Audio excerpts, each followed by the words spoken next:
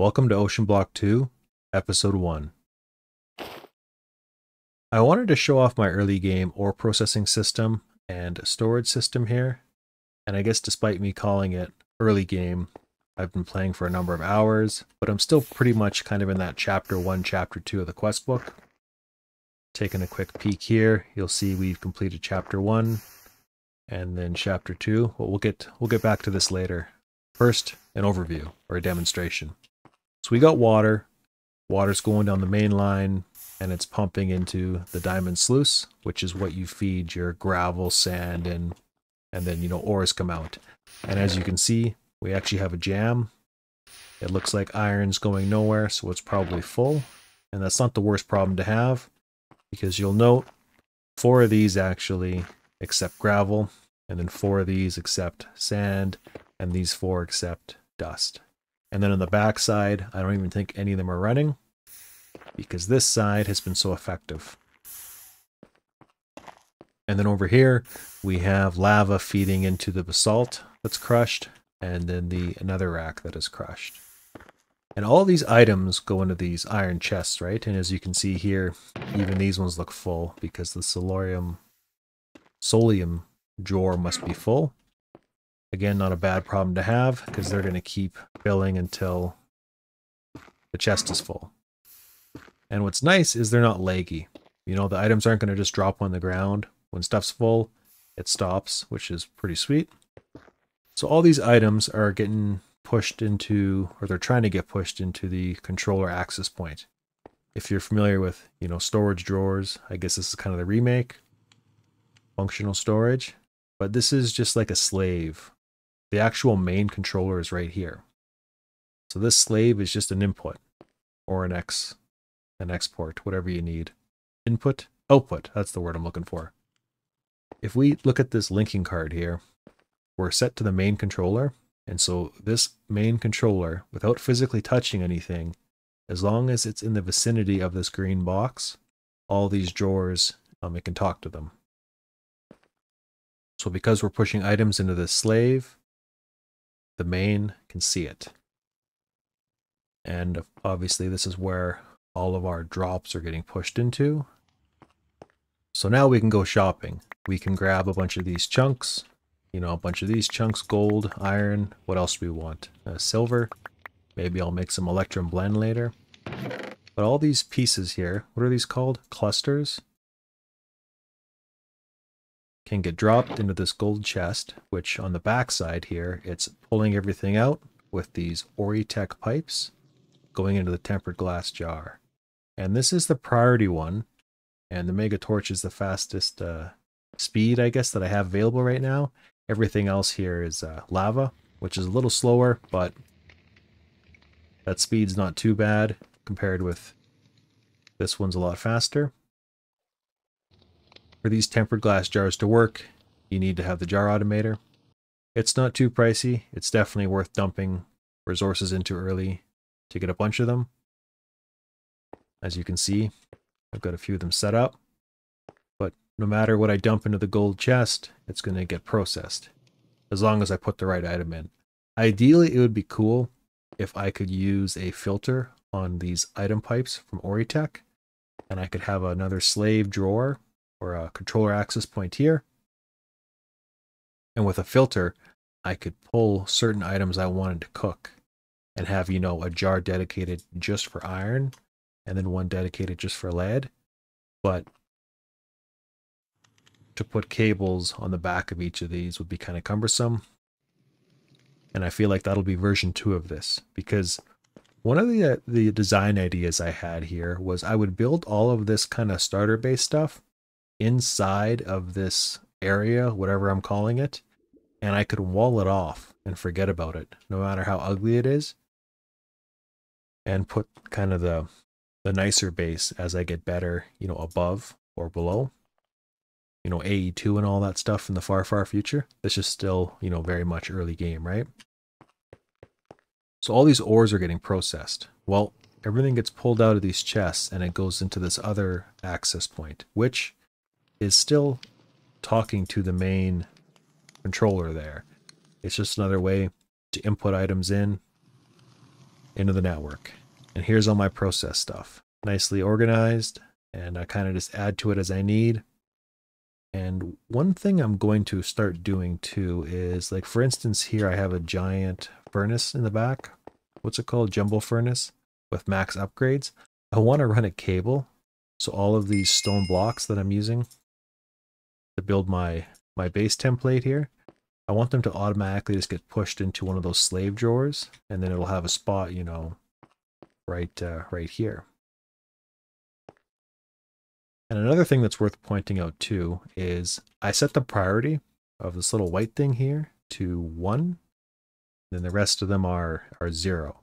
So the way it should work is if I'm ever putting items in to the storage terminal here, priority should go to the drawer network. So if we're at 1.3, what does that say, 141, we should see that number go up. If I can double click. And it did, 206. And we can see how some of these are full. They've got copper upgrades in them.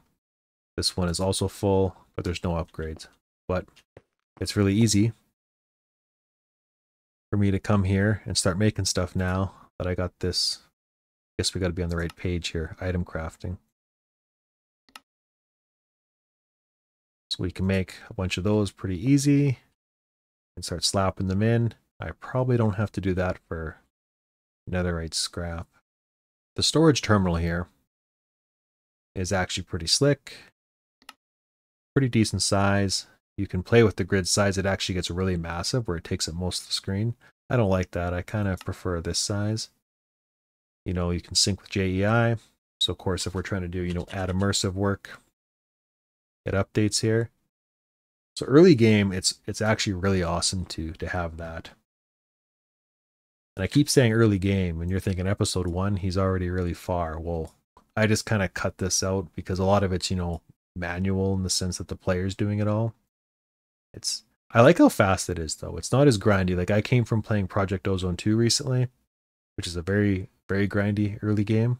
Fun, but this is a lot faster.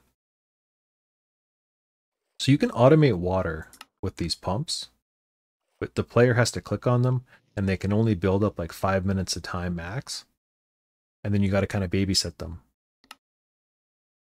And unless I'm wrong, and please correct me if I am, there's really no way to automate water until you get to chapter 2, which we'll discuss shortly. But this terminal here, I'm pretty sure you can get the basics of my system set up without going to the nether, which is kind of your chapter 2. By just, where's the nether rack here? You can make it in the overworld with lava and redstone. So all of this is achievable, I believe, before you go to the nether. Hopefully I'm not mistaken. And then once in the nether, you can see I'm not too far here, but the main quest tree I had to go down to actually get water automated was right here. It's time for power. Looking up pumps here, a lot of my modded Minecraft knowledge is like 1.12 and previous. Everything in these newer versions is pretty foreign to me, but I was trying to make the fluid pump from Immersive because I knew that could make water. I think Mekanism is still, yeah, definitely out of my reach. But of course you need power, right? That's why I went for this quest to make the magmatic boiler. There's a bit of a story here to set up.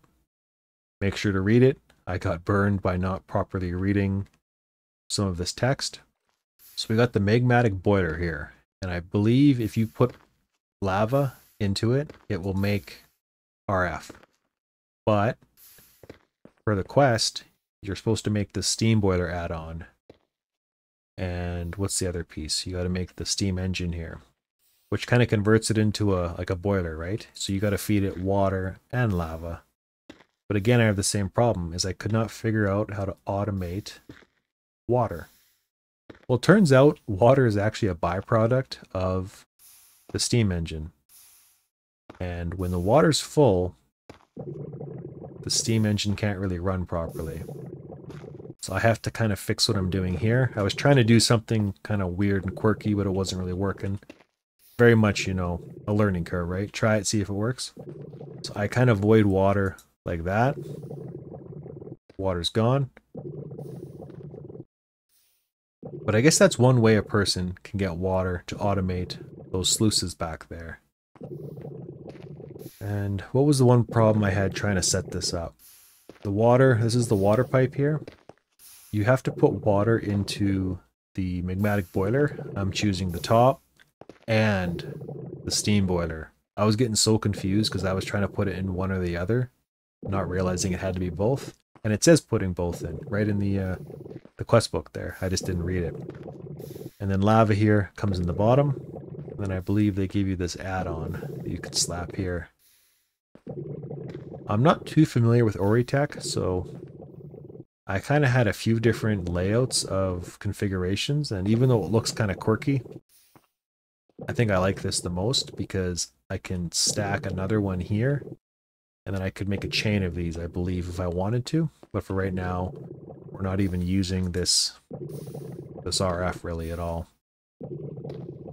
So what do we got here? We got another cobble gen. These things are cheap to make at this point for me. I pump lava into here. The magma block I think is pretty slow, but it keeps up with this system. And I was trying to use this lava system also to power those sluices, but they go through a ton of lava. So I ended up just deciding, you know what? The gold generator can keep up. I got 2k cobble in this drawer.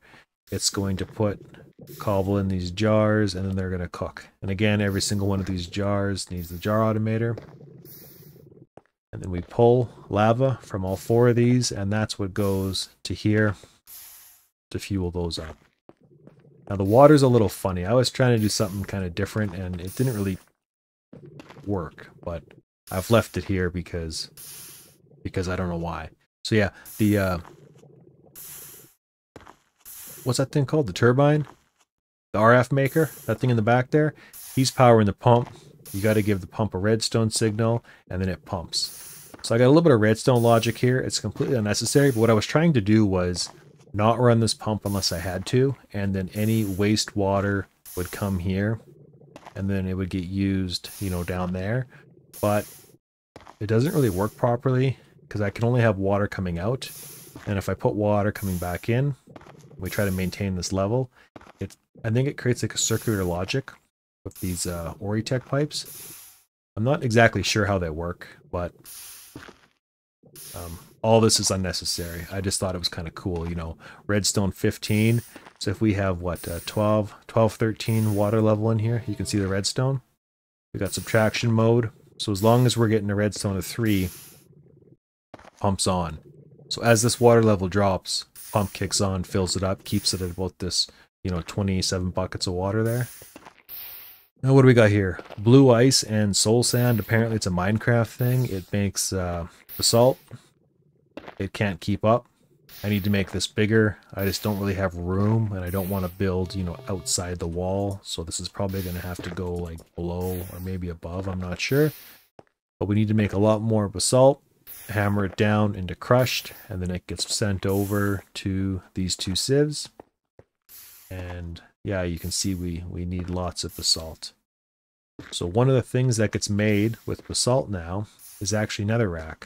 So the netherrack that's getting made is getting withdrawn and pushed into the drawer.